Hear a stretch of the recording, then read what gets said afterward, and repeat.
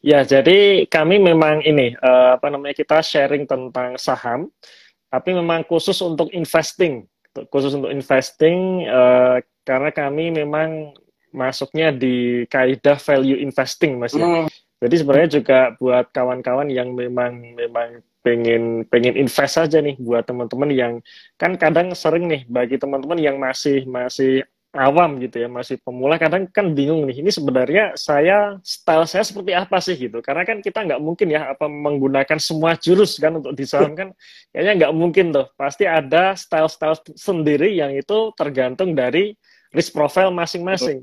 Nah, hmm, jadi bagi kita mungkin yang udah apa namanya yang mungkin kesehariannya kita sangat sibuk gitu, misalnya kita ngantor atau kita punya bisnis yang nggak bisa kita tinggal seperti itu, ya memang memang ya lebih baik invest aja deh gitu hmm. kan, beli simpan selesai kan gitu. Nah nah kita kebetulan fokusnya di situ karena saya sendiri juga melakukan seperti itu. Saya siang hari ada kerjaan lain kira-kira yang nggak selalu bisa memonitor apa pergerakan market gitu kan. Nah memang lebih lebih cocoknya di investing gitu sih mas. Itu Hmm, gitu. sekilas tentang di investor mas. Kalau Pak Eros sendiri di pasar saham tuh udah mulai kapan sih Pak Eros? Saya 2011, Dua. 2011 itu buka pertama kali rekening sekuritas ya. Hmm. Waktu itu dulu kita masih merasakan buka sekuritas tuh minimal 10 juta tuh. Oh iya. Minimal 10 juta, satu lotnya 500 lembar itu. Oh Kalau iya, kita harus lembar ya? satu lot 500 lembar. Iya, sekarang udah murah ya. Sekarang bahkan 100.000 aja udah bisa tuh bikin rekening sekuritas ya. Dan Satu lebih ya, lebih terjangkau satu lot 100 lembar iya, itu. lebih terjangkau. Oh gitu. Jadi selama udah berapa tahun nih? Berarti udah 12 tahun lebih menggeluti dunia saham. Kira-kira menurut Pak Eros apa sih momen paling berkesan gitu di selama Pak Eros belajar saham atau selama investing gitu? Ya, ya sebenarnya kalau dulu 2011 itu waktu kali pertama buka rekening sekuritas itu pertama juga nggak ngerti apa-apa nih. Gitu kan. Waktu itu ya baru masuk kerja waktu itu ya, masuk kerja terus kok kayaknya ya apa keren gitu ya kalau kita bisa melihat chart saham dan sebagainya, ya udah kita masuk deh di situ kan. Dan dulu dulu literasi tentang saham nggak sebanyak sekarang. Sekarang kan banyak banget dan gampang. Dulu memang benar-benar kita harus cari sendiri tuh. Nah akhirnya di situ saya memang masih mencari-cari lah kira-kira. Sampai akhirnya saya masih ingat titik balik saya cocok dengan style saya sendiri ya, yaitu dengan investing dengan kaidah value investing itu kira-kira 2015. Ya 2015 itu crash ya waktu itu. Waktu itu market crash karena tapering juga ya. Jadi kayak fenomena tahun 2022 kemarin itu sebenarnya. Jadi mirip seperti tahun kemarin itu mirip 2015. Suku bunga Amerika naik, ya semua saham jatuh sebagus apapun fundamental perusahaan jatuh. BRI saja ya, BRI sama BCA waktu itu jatuh sampai 40%. Ya, jadi Wah, bisa dibayangkan 40% di cap kingnya bursa itu jatuh sampai 40%. Itu marketnya lumayan juga itu. Ya apalagi kita yang suka dengan saham-saham yang lucu-lucuan gitu kan ya, yang itu pasti makin makin sedep-sedep juga tuh rasanya. Dan dulu ARB nggak terbatas 7% dulu. Jadi Beatrice. benar-benar kalau jatuh 25% sehari itu ya bisa gitu kan. Nah, itu titik balik saat saya dulu merasa kerjaan saya pas padet-padetnya waktu itu kerjaan kantor gitu ya. Karena dulu saya kerja di bank kebetulan ya, Oke. dan waktu itu kena crash juga dan bank tempat saya bekerja ada exposure dolar juga kan. Jadi istilahnya banyak banget pokoknya kerjaan waktu itu, kerjaan banyak banget dan di sisi lain saham-saham saya juga pada hancur semua tuh, boncos-boncos semua gitu. Ya udahlah kayaknya udah yang cari yang santai-santai aja deh gitu. Kira-kira seperti itu Mas. Apa namanya? Titik balik saya akhirnya fokus saya di investingnya di situ. Itu sih. Dulu saya juga mempelajari semuanya. Dulu Oh, trading juga, ini juga apa kita masuk juga dan sebagainya itu sih. Cuman waktu dia 2015 itu kira-kira jadi kayaknya oh style saya memang kayaknya cocoknya kayak gini nih gitu. Itu sekilas perjalanan Mas. nah ini juga ada yang bisa dibagi nih ke teman-teman. Ya teman-teman, Pak Eros aja butuh kira-kira 4 tahun buat belajar saham, buat nemuin cara untung yang cocok buat Pak Eros sendiri. Jadi teman-teman jangan buru-buru, pasti ada prosesnya, nikmatin prosesnya, Ya nikmatin betul, cuan tuh. setuju Mas. Pasti banyak lah, pasti bisa bisa belajar gitu. Pasti ada yang bisa dipetik dari perjalanan 4 tahun itu gitu. Iya. Sekarang ngomongin tadi kan Pak Eros ngomongin nih tentang crash 2015 ya, di mana AS naik. Apalagi ngomong di tahun 2023 ini, dari awal tahun emang kita udah dihantui ya dengan rencana kenaikan suku bunga, inflasi, the Fed, Federal AS kan. Menurut Pak Eros sendiri nih, kalau misalkan suku bunga buat sekarang nih, buat tahun 2023 ini, bakal mempengaruhi topik yang bakal kita bahas hari ini nggak sih? Sell in May and go away. Iya. Memang benar apa namanya, kalau kita lihat istilahnya IHSG sejak 6 bulan terakhir ya, sejak September pokoknya ya, kalau saya nggak salah, saya nggak lupa. September itu IHSG menyentuh all time high-nya ya 7.300-an. Habis itu makin kesini kayaknya susah banget naik gitu ya. Susah banget naik.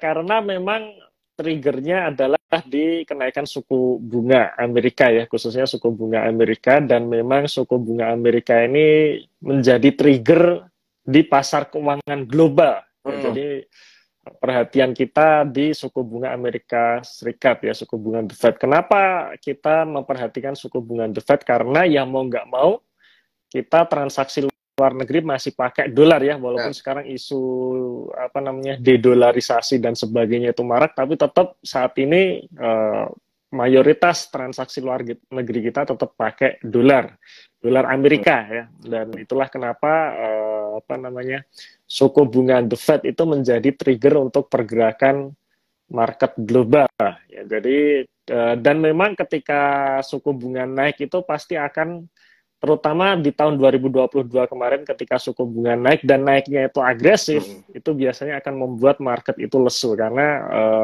market itu nggak suka dengan keagresifitasan kenaikan suku bunga ya, akhirnya membuat ya dolar balik lagi ke Amerika dan sebagainya, asing keluar ya. Jadi mau nggak mau tetap pasar keuangan kita tetap ada pengaruh dari asing ya, walaupun sekarang porsinya udah makin kecil, tapi tetap pengaruh dari asing itu masih besar. Jadi asing keluar ya saham turun, kemudian harga bonds turun, kemudian dolar naik dan sebagainya. Itu terjadi tahun 2022 kemarin ya sampai sekarang gitu. Dan apa namanya, dan ya kebetulan bulan Mei ini kan biasanya ada siklus tahunan Mas ya. Sell in May and go away, itu menarik. Jadi ya sebelum live webinar ini saya juga coba cari-cari nih. Ternyata memang di bulan Mei dari tahun 2023 sampai 2018 terakhir, 2018 itu bulan Mei itu pasti market jatuh gitu. Sampai pertengahan bulan Mei pasti market jatuh, kecuali tahun 2020 kemarin. Tahun 2020 kemarin pas COVID itu memang bulan Maret itu yang kejatuhan tertingginya. Nah, tapi selain tahun 2020 itu bulan Mei pasti jatuh pertengahan. Tapi biasanya rebound, Mas. Akhir bulan itu rebound biasanya. Dan entah kenapa setiap bulan Mei itu pasti ada aja sentimen negatif yang itu menjadi semacam konfirmasi ya, bahwa selalu ada yang namanya sell in May and go away gitu. Jadi kalau sekarang kita ngelihat kan isunya apa namanya krisis utang Amerika ya Mas ya, krisis utang Amerika yang akan berdampak gagal bayar atau tidak dan sebagainya. Nah itu sebenarnya kalau kita lihat berita seperti itu, kita lihat flashback, biasanya di menit-menit terakhir itu akhirnya disetujui itu apa namanya kenaikan pagu utang Amerika yang akhirnya nggak jadi gitu kan. Itu biasanya seperti itu. Dan itu ketika disetujui biasanya ya market akan merespon positif, akhirnya ya rebound lagi gitu.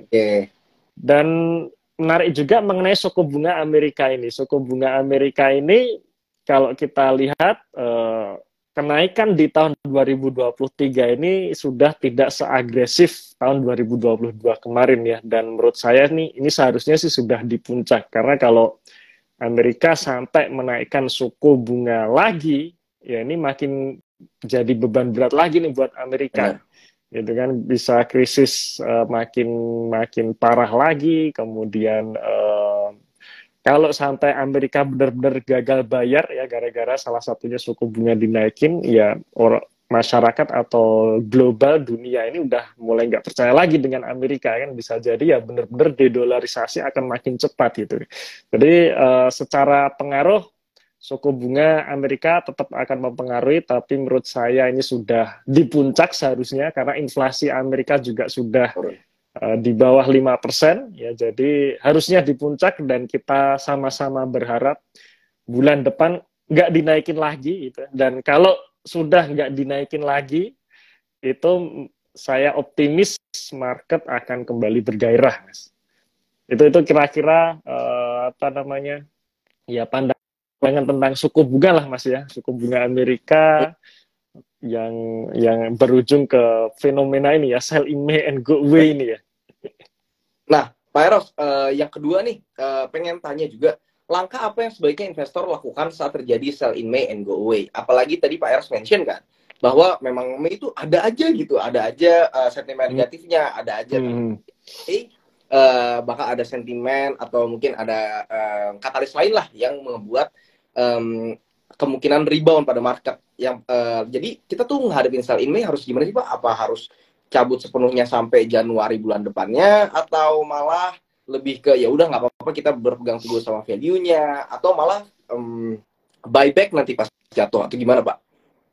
Ya, pastinya masing-masing investor harusnya punya strategi masing-masing harusnya, Mas, ya. Jadi kalau misalkan kita bicara mengenai, kalau di posisi saya ini kita cenderung ke investing ya, artinya kita investasi jangka panjang, harusnya sih tidak terlalu pengaruh dengan fenomena-fenomena seperti ini. Karena ketika kita bicara mengenai investasi jangka panjang, maka yang kita lihat ya atau kita ikuti kan benar-benar kinerja dari perusahaan nih. Benar. Gitu kan, kinerja dari perusahaan, apakah kinerjanya masih bagus, masih sesuai dengan harapan kita atau tidak, kan di situ. Itu yang menjadi perhatian kita sebagai seorang investor jangka panjang. Nah, ini berbeda kalau misalkan ya kita trading atau kita misalkan scalping dan sebagainya, itu ya pasti punya strategi yang berbeda pastinya ya, dibandingkan dengan yang kami lakukan. Nah, itu dari saya. Jadi sepanjang, kalau menurut saya, sepanjang kinerja perusahaan itu masih baik-baik saja, walaupun harga sahamnya pasti tetap akan ikut turun. Gitu kan. Jadi yang namanya sentimen ini memang lebih mempengaruhi pergerakan harga saham dalam jangka pendek ya. Jadi ketika sentimen negatif itu datang, walaupun perusahaan itu bagus gitu ya, kinerjanya bagus bahkan tumbuh, ya kalau sentimen negatif datang, asing keluar, ya pasti turun dulu harga sahamnya gitu kan. Buktinya apa? Buktinya tahun 2015 BBCA, BBRI itu jatuh 40% loh. Padahal kinerjanya baik-baik saja gitu. Tapi akhirnya ya dalam jangka panjang dia akan rebound lagi, dia akan naik lagi, menembus all time high-nya lagi kan, seperti itu. Nah, jadi kalau kita bicara mengenai investing atau investasi jangka panjang, ya justru ketika ada fenomena sell in May and go away, harusnya kita jangan ikut-ikutan go away gitu, masih harusnya ya. Kita justru ini kesempatan untuk mencari saham-saham yang murah nih, yang maksudnya yang kinerjanya bagus tapi harga sahamnya sedang jatuh. Nah, ini murah ini. Saya selalu men-sharingkan ke teman-teman ya, beberapa kali saya selalu men-sharingkan di channel YouTube kami di Investor. Sepanjang IHSG masih di bawah 7.000, menurut saya masih terus lakukan pembelian itu saya gitu ya. Jadi sepanjang kan kita lihat 6 bulan memang lesu, ya sudah nggak apa-apa, lesu nggak apa-apa, kita beli aja terus. Yang penting itu tadi, kita cari perusahaan bagus ya, kemudian kinerjanya naik di tahun ini, harga sahamnya mumpung belum naik ya kita beli terus itu kalau dari sisi saya, Mas, ya, untuk kacamata investasi jangka panjang.